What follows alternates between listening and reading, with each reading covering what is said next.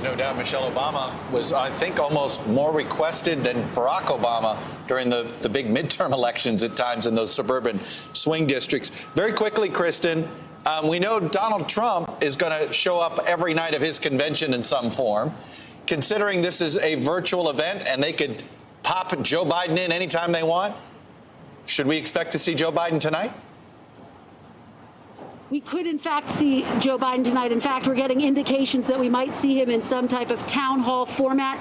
And, Chuck, that is yet another aspect of this convention that is going to be so incredibly unique. Typically, you would see the candidate on the final night, the big reveal. Sure. Well, that's not going to be the case. Again, officials here say that we will likely see Joe Biden and Kamala Harris throughout this entire convention. And that is yet another way that they're going to try to drum up and energize their base. We're not going to have a balloon drop, Chuck.